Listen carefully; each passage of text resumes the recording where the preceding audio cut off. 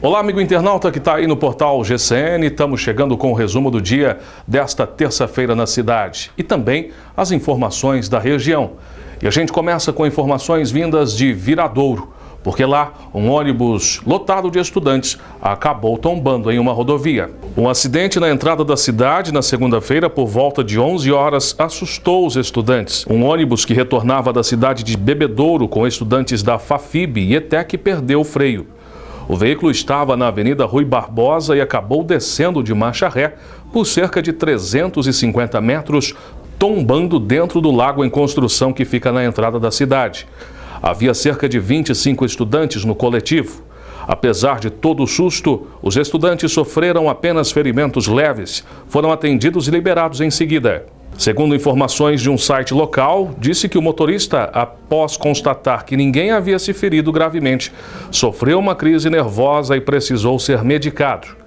A assessoria de imprensa da Prefeitura de Viradouro informou que a falha foi mecânica e que o eixo cardan estourou. E ainda sobre esse caso, imagens de internautas mostram o desespero dos estudantes e também de populares na hora em que o ônibus foi descendo pela avenida.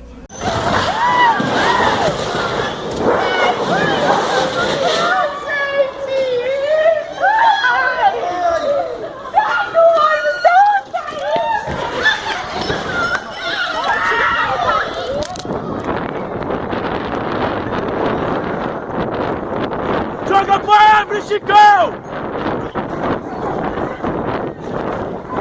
O busão perdeu o freio, mano.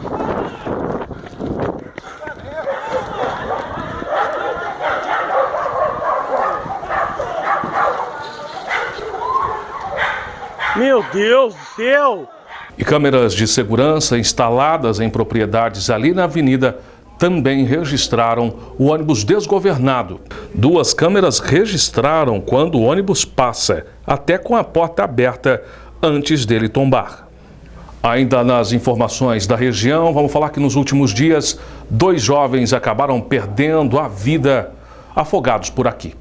O final de semana foi de tragédia em 2 cidades da região. 2 jovens de 18 e 19 anos morreram afogados. A primeira ocorrência foi na madrugada de sábado. Arthur Ferreira Maia Severino estava em um rancho na região de São José da Barra, em Minas Gerais, quando tentou atravessar a represa e não conseguiu.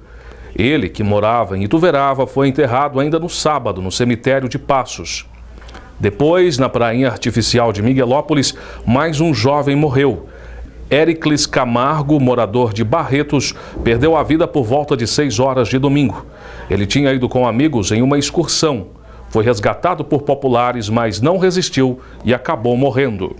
Com estes 2 casos, já são 4 pessoas jovens mortas na região em apenas 2 semanas. O primeiro caso aconteceu no dia 5 deste mês, na represa de Jaguara, perto da ponte que liga os estados de São Paulo e Minas Gerais, e vitimou Rosaline Maria da Silva, de 22 anos. 3 dias depois, no dia 8, Moisés Oliveira dos Santos, morador de Ribeirão Preto, morreu afogado na represa da usina de Estreito, esta que a gente vê nas imagens, que fica em Pedregulho. O Corpo de Bombeiros de Franca chama atenção principalmente nessa época de calor, com cuidados básicos. Se pretender entrar na água, jamais vai ingerir bebida alcoólica, né? Nunca ingerir bebida alcoólica, sempre levar equipamentos de proteção, como colete salva-vidas e coisas assim, e de preferência nunca ir para o fundo, mesmo aquele que sabe nadar, se tem uma água com correnteza, alguma coisa, nunca se arrisque, nunca se arrisque. Permaneça sempre em um local onde dá pé, em coisas assim, como uma piscina rasa, algo assim.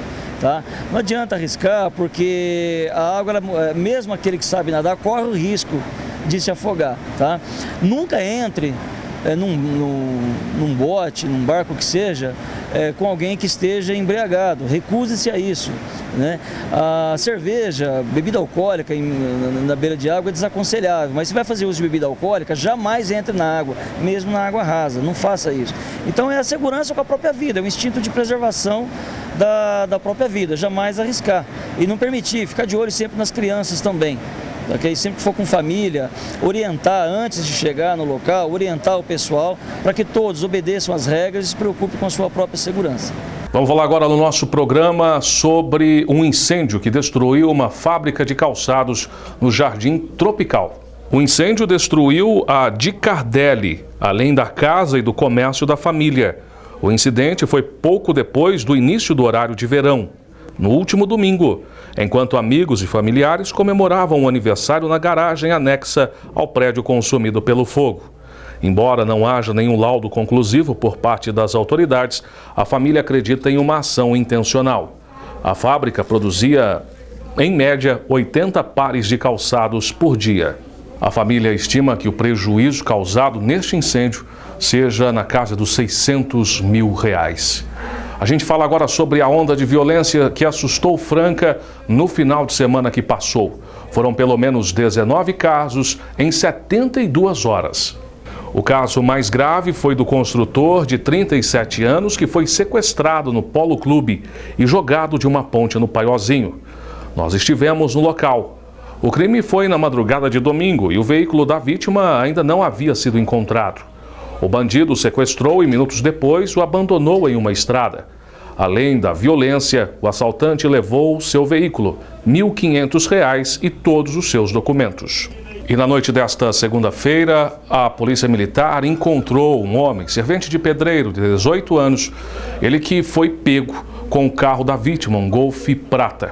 Ele foi levado até o plantão policial e acabou sendo preso. Foi arbitrada uma fiança de R$7 mil. Mas o desfecho dessa história é que chama bastante atenção.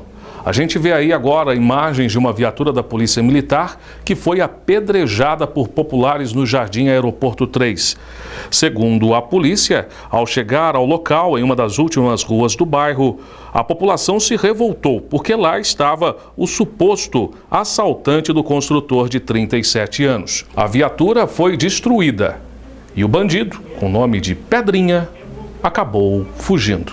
E a gente fala agora no programa sobre o calor. Tá quente, né? E deve continuar assim. Franca voltou a bater recorde de calor no final de semana. No sábado, por exemplo, quase 37 graus. Ontem as temperaturas caíram um pouco, mas o forte calor permaneceu. Hoje, o dia foi nublado e com temperaturas mais amenas. E esse calorão todo está fazendo com que os francanos sofram bastante. Não só com o calor, mas com a presença de muito pernilongo, principalmente na zona leste da cidade. José Conrado Neto, ele que faz parte da Vigilância Sanitária, falou a respeito do caso e também deu algumas dicas para evitar a proliferação desse inseto. Nós tivemos bastante reclamação dessas regiões, visitamos algumas casas, constatamos mosquitos adultos, também descobrimos ali larvas de mosquito em bolsões formados pelos córregos, ao qual a gente já pediu para que a Secretaria de Serviços desfizesse esses bolsões. Também visitamos as lagoas de tratamento da Sabesp, ao qual não constatamos nenhum tipo de problema. A Sabesp vem fazendo uma manutenção dessas lagoas. A gente tem posto as equipes lá para achar o criadouro e a gente orienta as medidas preventivas para a população, que coloque tela-mosquiteiras em portas, janelas, nos ralos, observar se dentro das suas casas tem algum criadouro do mosquito, caixa d'água destampada, calhas entupidas e eliminar qualquer tipo de utensílio que acumule água. Aí o José Conrado Neto falando a respeito desse número tão grande de pessoas reclamando sobre o pernilongo e dessa infestação que está deixando todo mundo acordado à noite, né? Para você um forte abraço, a gente se vê a qualquer momento aqui no gcn.net.br.